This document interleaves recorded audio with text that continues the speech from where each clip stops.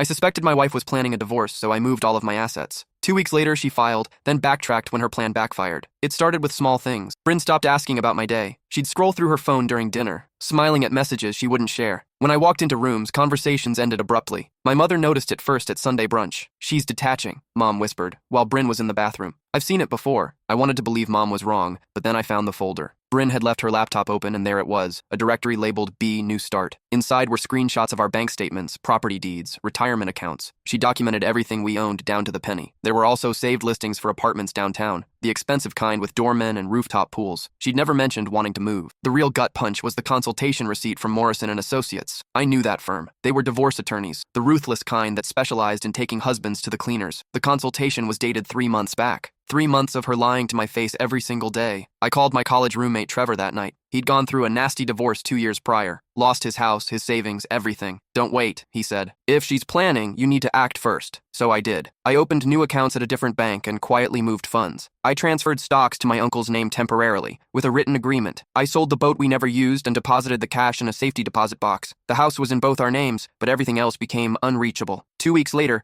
Bryn served me papers over breakfast. She didn't say a word, just slid the envelope across the table and walked out. I opened it and felt oddly calm. She was asking for half of everything, including assets she thought still existed in our joint accounts. Her lawyer had gotten sloppy, listing specific account numbers with estimated values. Those accounts now held $1,147 combined. That evening, she came home with her sister Reese. They were laughing, talking about Bryn's new apartment lease, when she checked her phone and her face went sheet white. Her lawyer had clearly just informed her about the accounts. "Where is it?" she said quietly. "Where's what?" I asked, not looking up from my dinner. "The money. Our money." I took a bite of pasta. "Oh, you mean my money? The money I earned while you were planning to rob me blind?" Her sister tried to intervene, but Bryn cut her off. She called me every name imaginable, threatened to get the courts involved, said I'd hidden marital assets. "Prove it," I said. "Show them where this money allegedly went." The next morning, her lawyer called mine. They wanted to negotiate. Bryn would drop the divorce if I returned the assets and we'd attend counseling. I almost laughed. She'd spent months plotting to destroy me financially, and now that her plan had exploded, she wanted to reconcile? I agreed to meet at a mediator's office. Bryn showed up looking exhausted, makeup unable to hide the dark circles. "I made a mistake," she started, but her lawyer kept interrupting with legal threats about concealed assets and forensic accountants. That's when I pulled out my own folder. It contained printed messages between Bryn and her personal trainer discussing their future together once she got her settlement. There were texts about hiding my grandfather's watch at her mother's house so she could claim it in the divorce. Plans to max out credit cards before filing, sticking me with the debt. The mediator reviewed the messages in silence. Bryn's lawyer looked like he'd swallowed glass. "I think we're done here," I said, standing up. But as I reached the door, Bryn's phone rang. She answered, then her face transformed into something I'd never seen before. Pure terror. She looked at me and whispered, "Your uncle just called my mom. He's at her house right now with the police."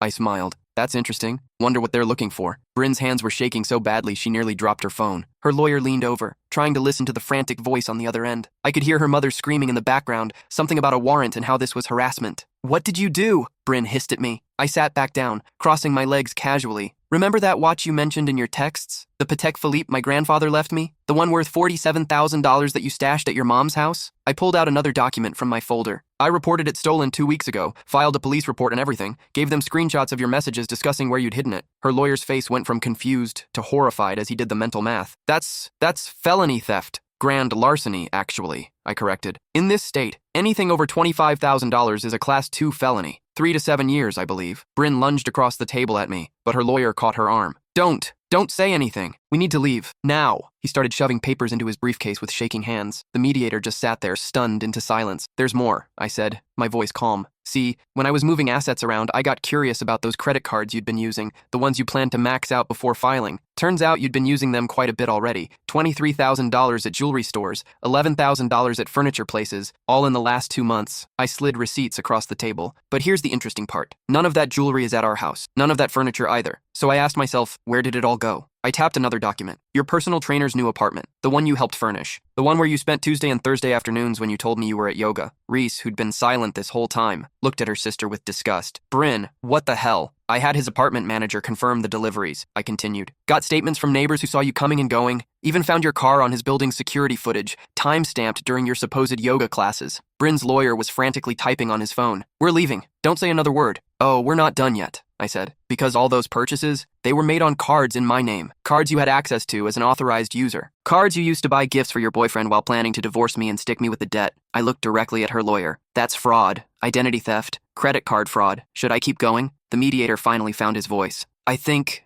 this session is over. I'll be filing a report with the court about what I've witnessed here today. Bryn's phone rang again. This time it was a different number. She answered with a shaking hand. Hello? I couldn't hear the other end, but I watched her face cycle through confusion, then panic, then pure devastation. When she hung up, she looked at me with hatred I didn't think she was capable of. That was Chad, she said quietly. Chad. The personal trainer finally had a name. The police are at his apartment too. They're seizing the furniture, the jewelry, everything. They're calling it receiving stolen property. Well, I said, standing up again. He did receive property bought with fraudulently used credit. That's his problem now, not mine. Her lawyer grabbed her arm. We're leaving right now. Don't say anything else. Not to him, not to anyone. We need damage control immediately. As they rushed toward the door, I called out. Oh, Bryn, one more thing. I called your employer this morning. Told them you'd been falsifying expense reports to funnel money to your personal trainer. They're conducting an internal audit as we speak. Should be interesting what they find. She stopped dead.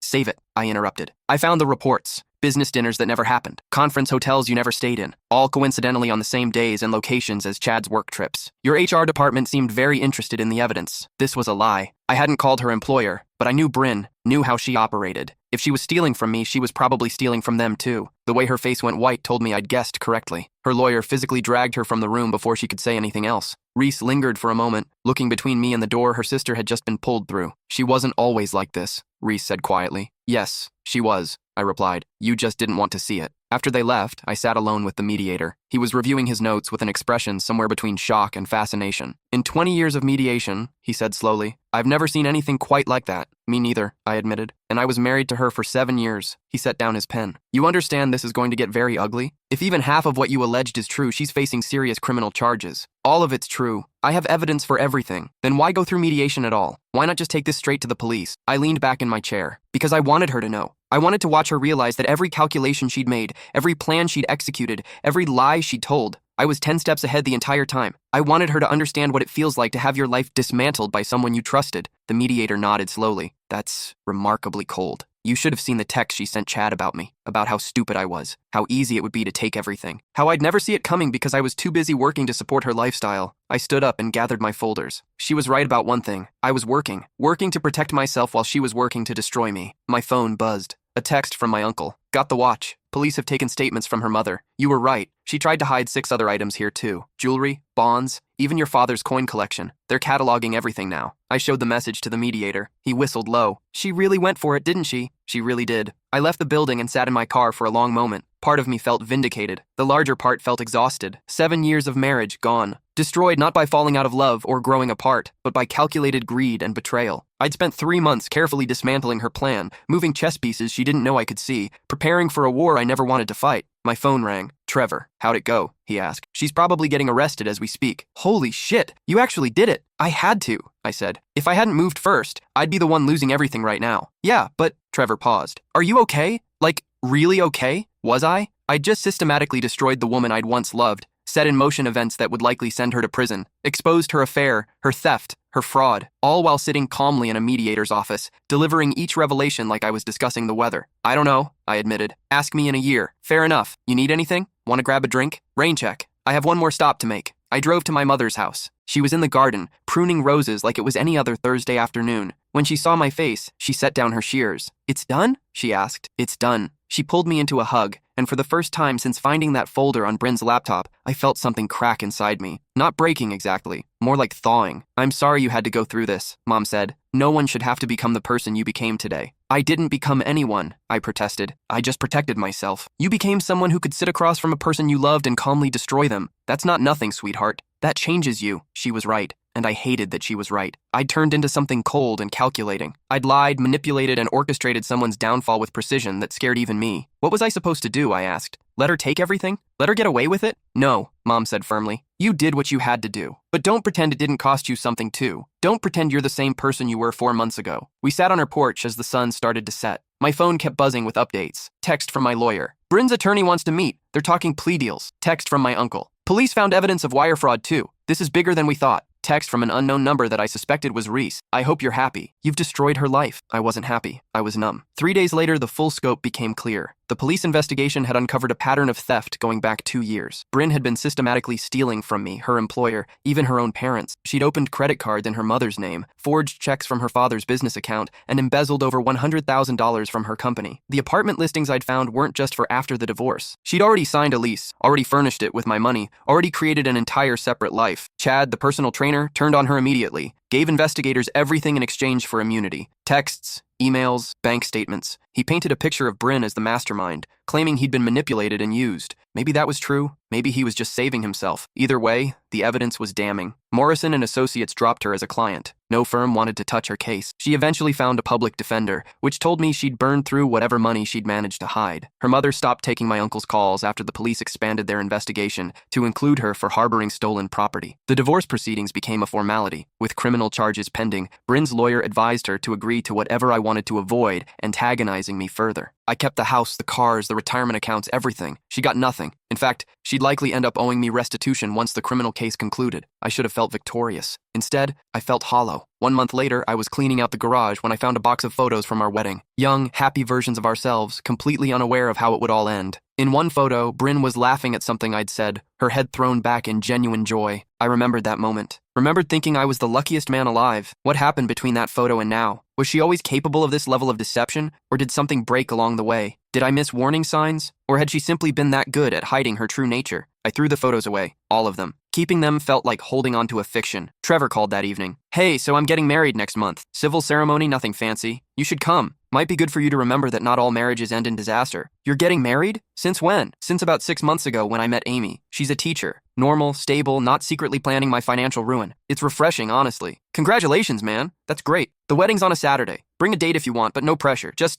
come, okay? Get out of your head for a few hours. I promised I'd be there, though the idea of watching someone else pledge their life to another person made my stomach turn. The preliminary hearing for Bryn's criminal case was scheduled for 2 weeks later. I didn't plan to attend, but my lawyer said it would be good for me to be there, to show the judge I was taking this seriously. So I sat in the back of the courtroom and watched as Bryn was led in wearing an orange jumpsuit. She'd lost weight. Her hair was pulled back in a messy ponytail, and without makeup, she looked years older. When she saw me, something flickered across her face. Not hatred, something else. Regret? Resignation? I couldn't tell. The prosecutor laid out the charges: grand larceny, wire fraud, identity theft, credit card fraud, embezzlement. Each one carried a potential sentence. Added together, Bryn was looking at 15 to 20 years in prison. Her public defender argued for bail reduction, claimed she wasn't a flight risk. The prosecutor countered by revealing that police had found a second passport in Bryn's apartment, this one under an assumed name, along with $40,000 in cash and flight confirmations to the Cayman Islands, dated for 1 week after she'd planned to file for divorce. She wasn't just planning to take my money, she was planning to disappear with it. The judge denied bail reduction. As Bryn was led back out, she turned and looked at me one last time. Her mouth formed words I couldn't hear but could easily read. I'm sorry. Too late for sorry. Years too late. I left the courthouse and drove aimlessly for hours, ending up at the lake where Bryn and I used to go on weekends when we were first dating. We'd rent a boat, pack sandwiches, spend entire afternoons just floating and talking about our future, the house we'd buy, the kids we'd have, the trips we'd take. None of it was real. Or maybe it was real once and something changed. I'd never know which, and that uncertainty gnawed at me more than any of the actual betrayal. My phone buzzed. Email from my lawyer with the subject line, plea deal offered. The prosecutor was offering Bryn 7 years in prison in exchange for guilty pleas on all counts and full restitution of the stolen funds. It was a generous offer given the charges. My lawyer was asking if I wanted to weigh in, though technically it wasn't my decision. 7 years. She'd be 43 when she got out. Her life would be effectively over. Any career prospects, gone. Her reputation, destroyed. Her family relationships, shattered. All because she'd gotten greedy and thought she was smarter than everyone else. I sat by the lake as the sun set, trying to feel something other than emptiness. This was what I'd wanted, wasn't it? Justice. Consequences. For her to understand what she'd tried to do to me. But watching it actually happen, seeing her in that courtroom, knowing she'd spend the next 7 years behind bars, she did this to herself, I said out loud to no one. Trevor's wedding was the following Saturday. He'd found a small venue near the river, intimate and unpretentious. About 30 people total, all close friends and family. Amy was exactly as he'd described. Warm, grounded, with an easy laugh and kind eyes. The kind of person who made you feel comfortable immediately. During the ceremony, as they exchanged vows, I found myself analyzing every word for hidden meanings, warning signs, potential future betrayals. When Amy promised to love Trevor in good times and bad, I wondered if she really meant it, or if it was just pretty words that would evaporate when tested. When Trevor promised to be faithful and true, I wondered how many men had made that same promise while secretly planning their exits. I was broken. The realization hit me hard. Bryn hadn't just stolen money and trust. She'd stolen my ability to believe in anything. At the reception, Trevor pulled me aside. "You okay? You seem broken," I finished. "That's the word you're looking for. That's not permanent," he said. "I was broken too after my divorce. Took time, but I got through it. You will too." "How do you do it?" I asked. "How do you trust someone again after what you went through?" Trevor glanced at Amy across the room, laughing with her bridesmaids. "I don't trust blindly anymore, but I learned to recognize the difference between reasonable caution and letting past trauma poison everything good. Amy's nothing like my ex. She's proven that 1,000 different ways. At some point, you have to decide if you're going to let one terrible person ruin all your future relationships. But how do you know? How do you really know someone won't betray you? You don't," he admitted. "That's the scary part. But you also can't live in a fortress forever. That's not living. That's just existing." I stayed at the reception for another hour, watching couples dance and laugh, wondering if any of them harbored the same doubts I did, or if I was uniquely damaged now. 6 weeks later, Bryn accepted the plea deal. 7 years in federal prison, full restitution, probation after release. Her sentencing hearing was scheduled for the following month. My lawyer asked again if I wanted to attend, maybe even give a victim impact statement. I declined. What more was there to say? But 2 days before the sentencing, I received a letter, handwritten, forwarded through my lawyer, from Bryn. I almost threw it away without reading it. Almost. But curiosity got the better of me. The letter was 5 pages long, single-spaced, every line crammed with tiny, desperate handwriting. She started with apologies, the kind that felt hollow and performative. She claimed she'd never meant to hurt me, that things had just spiraled out of control. She blamed her upbringing, her father's gambling addiction, her mother's materialism. She blamed the pressure of keeping up appearances, of living in a neighborhood we couldn't really afford, of feeling like she was never enough. Then she got honest, painfully honest. "I know you think I never loved you," she wrote, "but I did. That's what makes this so much worse. I loved you and I destroyed us anyway. Not because you weren't enough, but because I wasn't. I looked at our life and saw everything I thought I wanted, and somehow it still wasn't enough. I needed more, always more. More money, more excitement, more validation. I convinced myself I deserved things I hadn't earned. I built this fantasy life in my head and destroyed our real life trying to make it happen," she went on. "Meeting Chad was the worst thing that could have happened because he made the fantasy seem possible. He told me I was wasting my life with you, that I could do better, be more. And I believed him because I wanted to believe him, because believing him meant I wasn't the problem, our marriage was. But you weren't the problem, I was. I am. And I'll spend the next 7 years thinking about what I threw away for a fantasy that disappeared the second reality showed up." The letter continued with more apologies, more explanations, more desperate attempts to make me understand her thought process. She ended with, "I don't expect forgiveness. I don't deserve it. I just needed you to know that loving you was real. Destroying you was the delusion." I read the letter 3 times, each time hoping to feel something different. Anger, vindication, maybe even satisfaction. But all I felt was tired, bone deep exhausted from carrying this weight for so long. The sentencing hearing happened without me. My lawyer attended and called afterward to report. The judge had accepted the plea deal. 7 years. Bryn had cried during her statement, apologizing to everyone she'd hurt. Her mother had testified on her behalf, talking about Bryn's difficult childhood and asking for leniency. The judge had been unmoved. One thing the judge said was interesting, my lawyer mentioned. She told Bryn that the saddest part wasn't the crimes themselves, but that she'd had a good life and destroyed it chasing a better one she didn't need. That night, I burned Bryn's letter in my fireplace, watched the pages curl and blacken, her tiny, desperate handwriting disappearing into ash. Part of me wanted to keep it as evidence of her remorse, proof that I'd been right to protect myself. But keeping it meant holding on to her, and I needed to let go. 3 months passed. I sold the house, too many memories, and bought a smaller place across town. Started seeing a therapist who specialized in betrayal trauma. Learned words like gaslighting and financial abuse and narcissistic behavior patterns. Learned that what I'd experienced had a name, that I wasn't alone, that healing was possible even if it felt impossible right now. Trevor and Amy invited me to dinner regularly. Slowly, painfully, I learned to sit at their table without looking for hidden agendas. Amy's kindness started feeling less like manipulation and more like kindness. Trevor's happiness started seeming less naive and more earned. "You're getting better," Amy observed one evening after dinner. "You smiled at 3 separate points tonight. Genuine smiles, not the polite ones you've been giving us for months." "I'm trying," I said. "That's all any of us can do," she replied. A year after Bryn's sentencing, I received notification that she'd paid the first installment of her restitution, $500 from her prison commissary wages. At the rate she was going, she'd finish paying me back approximately never. But the money wasn't the point anymore. I'd recovered financially. What I was still working on recovering was my ability to trust, to believe in anything good, to imagine a future that wasn't just me alone in a fortress of my own making. "You know what's crazy?" I told my therapist during one session. "I still dream about her sometimes. Not nightmares about the betrayal. Just normal dreams where we're still together, still happy. And when I wake up, I'm not relieved it was just a dream. I'm sad."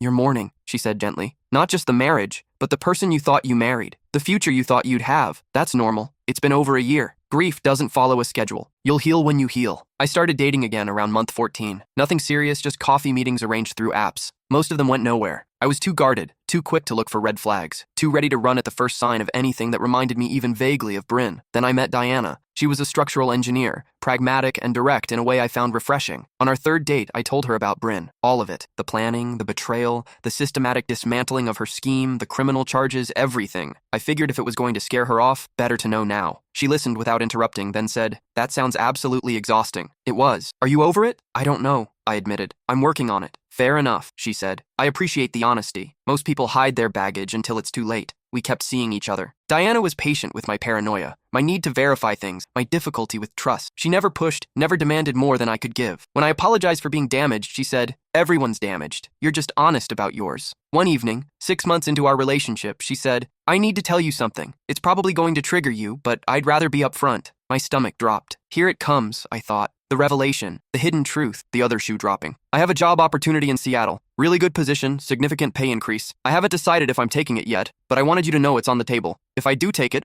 I'd be moving in 3 months." I waited for the rest. The part where she'd been planning this all along. The part where this was all a test or a trap. But she just looked at me, waiting for a response. "Are you asking me to move with you?" I finally managed. "No," she said. "I'm telling you about a decision I need to make that will affect our relationship. If I take the job, we'd need to decide if we want to try long distance, if you'd want to consider moving eventually, or if this is where we end things. But I'm not making any of those decisions without talking to you first." Something inside me loosened. This was what healthy communication looked like. No schemes, no hidden plans, just two people navigating life together, being honest about challenges. "I'm probably going to handle this badly," I warned. "I'm probably going to have moments where I convince myself you're leaving, because you were planning to all along, not because of a job. My brain is wired to see betrayal everywhere now." "I know," she said. "And when those moments happen, we'll talk through them, together." She didn't take the Seattle job, not because of me, but because after researching more, she decided it wasn't the right fit. But the way she'd handled it, the transparency, the inclusion in her decision-making process, showed me what partnership could look like when both people were actually partners. 2 years after Bryn's sentencing, I was doing better, not perfect. I still had moments of paranoia, still checked bank accounts obsessively, still had nightmares occasionally about discovering folders labeled New Start on laptops. But the moments came less frequently. The nightmares faded. The checking became habit rather than compulsion. I got a call from my lawyer. "Bryn's appealing her sentence. Claims her public defender was incompetent. Probably won't go anywhere, but I wanted you to know." "Okay," I said, and realized I felt nothing. No anger, no fear, no satisfaction, just indifference. "You sound different," my lawyer observed. "More settled." "I am," I said. "I'm finally starting to understand what my mom meant." "What's that?" "That Bryn didn't just change me. She revealed who I was capable of becoming when pushed to my limits, and now I get to decide what to do with that knowledge." 3 years later, Diana and I got married. Small ceremony, just close friends and family, no elaborate plans, no stress, just two people who'd found each other after separate disasters and decided to build something real. During our vows, I promised to be honest, to communicate, to work through problems together. She promised the same. Simple promises that would have seemed obvious before Bryn. Now they felt revolutionary. At the reception, my mother pulled me aside. "You look happy," she said. "Really happy." "I am," I replied, surprised to realize it was true. "She's good for you. She sees who you are now and loves you anyway." "Who am I now?" I asked. Mom smiled. "Someone who survived. Someone who learned that being protective isn't the same as being closed off. Someone who figured out how to trust again, carefully and cautiously, but genuinely." 4 years after everything with Bryn, I got a notification. She'd been released early for good behavior, served 5 years of her 7-year sentence. I showed Diana the notification. "How do you feel?" she asked. "I don't know," I admitted. "It's weird. For so long, she was this huge presence in my life. First as my wife, then as this villain I was fighting against. Now she's just a person who did terrible things and paid for them,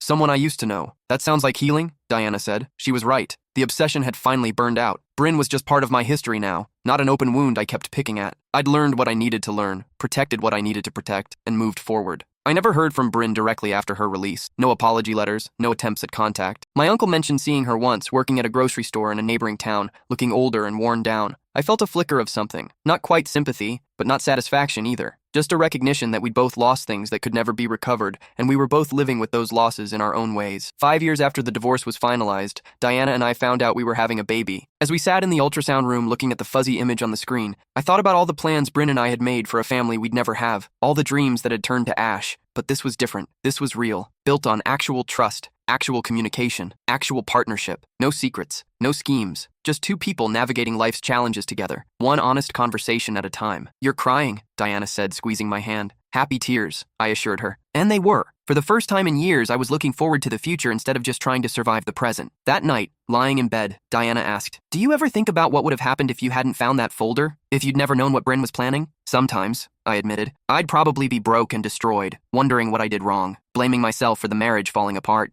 Do you ever wish you could go back and do things differently? I thought about it. Really thought about it. No, I finally said. What happened was awful, but it taught me what I was capable of. It showed me the difference between being naive and being trusting. It revealed who would stand by me and who wouldn't, and eventually it led me to you. So no, I wouldn't change it. She kissed my forehead. Good answer. Besides, I added, I got my grandfather's watch back. That alone made it worth it. She laughed, and the sound filled our bedroom with warmth. This was what happiness felt like after surviving hell. Not the innocent joy of never being hurt, but the hard-earned peace of someone who'd been to the bottom and clawed their way back up. Bryn had tried to destroy me. Instead, she'd inadvertently destroyed herself and rebuilt me into someone stronger, someone more careful, yes, but also someone more appreciative of genuine love when it appeared. Someone who would never again take trust for granted or mistake a pretty surface for a solid foundation. 7 years after everything began, I got one final notification. Bryn had completed her probation. Her debt to society was paid. We were no longer connected in any legal way. She was free to rebuild her life however she chose. I deleted the notification and went to find Diana. She was in the nursery we'd just finished painting, rocking our 6-month-old daughter. Everything okay? She asked, seeing my face. Everything's perfect, I said, and meant it. Let's go for a walk. All 3 of us. As we strolled through our neighborhood,